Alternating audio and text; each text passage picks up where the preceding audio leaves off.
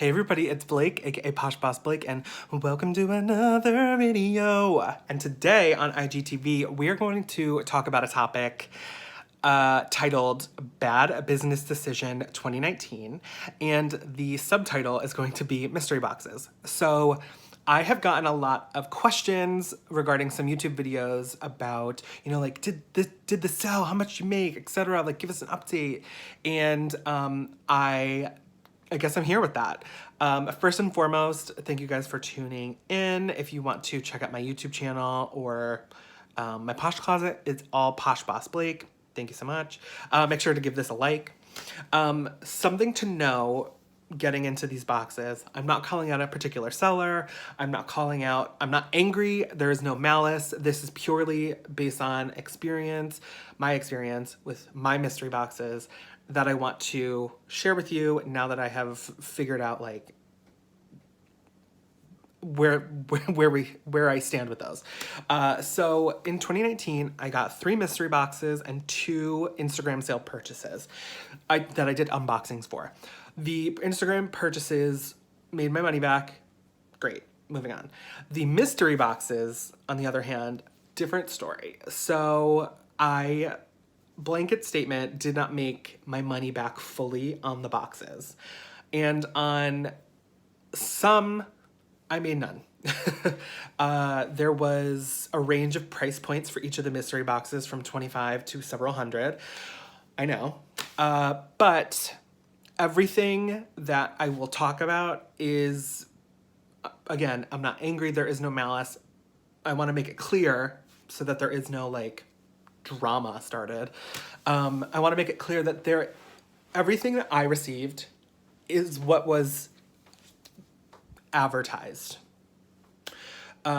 So ultimately, this is a decision that I made. Was it a good one? I'm telling you it wasn't for me. I'm not saying each seller is gonna like have spectacular boxes or, deathly boxes every time they do them or if they do them. The boxes I received were not great. So that stinks. So ultimately, a business decision that I have made for 2020 is I am not going to be making an investment in mystery boxes because I did not see any positive from them, unfortunately. There was no money to be made. It was a lackluster experience, and I spent a lot of time trying to sell these things that ultimately I can't even give away in some instances, which is just really frustrating. But ultimately, I was able to take that financial risk on because my business is in a great place. So I wasn't technically, I'm out money, but it didn't affect my cash flow. Okay. A couple lessons that I've learned is, and I've talked to a bunch of people about just mystery boxes in general. A couple lessons that I learned is there's risk. When you put a mystery box out there, it's a risk for the seller and the buyer. Why? Because people being in a social environment, Poshmark, Instagram, etc., people want to talk about it, right? So when you get something good, people want to highlight that. But when you get something bad,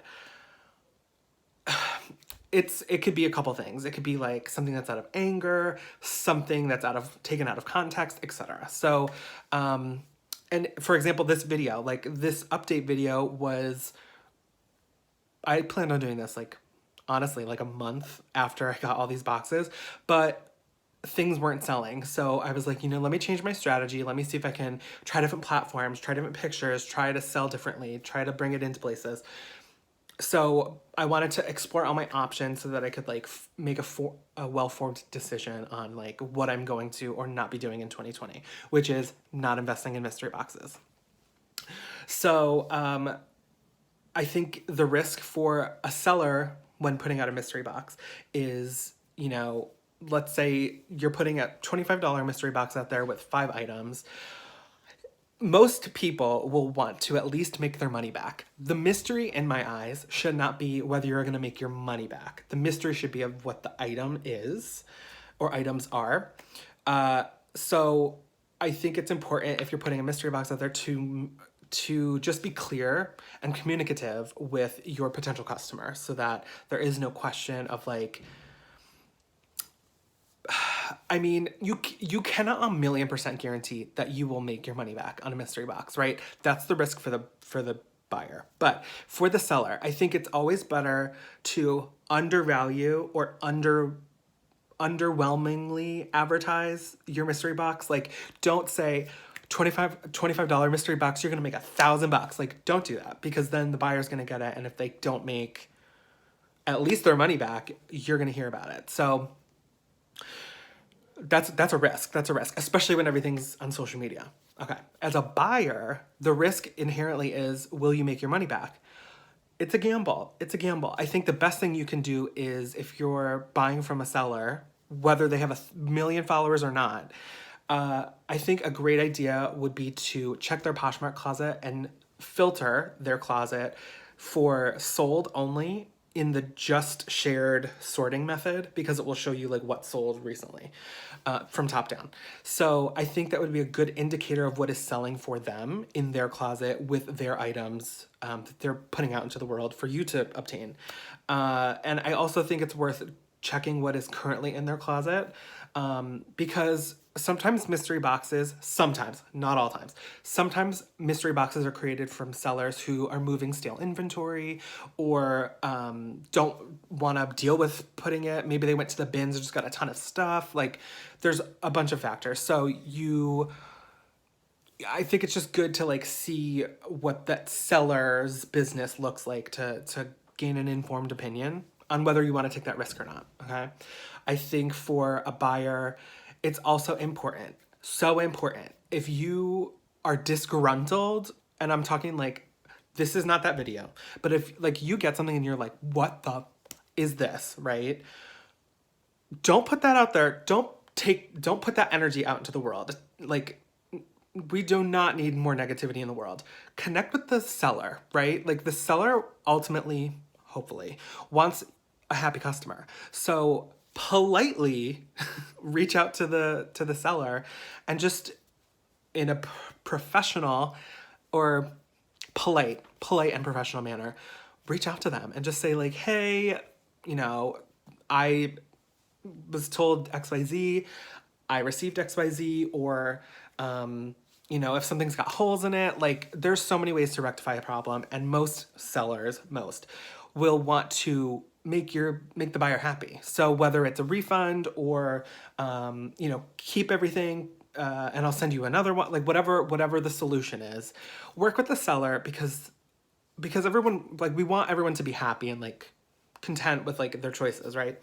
So I think it's really important for a seller as well to be open-minded that maybe something was not communicated effectively on your end. Like, it takes two to tango, right? So maybe someone misread, maybe something wasn't advertised correctly, whatever it is, just be clear when you communicate with these types of things. And I think ultimately, if you're a buyer, because this is technically a financial risk, make sure you're in a financial position to be able to take that risk on. $25 might not seem like a lot, but it might be if you haven't made a sale and you have no profit at the moment, So I definitely don't recommend you purchase a mystery box on a credit basis, like a credit card. So definitely make sure you investigate, you research, and do your due diligence. And if all fails, and if you purchase something and it doesn't work out, regardless, mystery box or not, like Poshmark or not, just connect with the seller. It's always good to just connect with them privately, put it in a bundle if you're on Poshmark, like, don't make that public. Connect and like work that out. Most people are reasonable, and most people, not everyone, but we've all gotten those messages, right?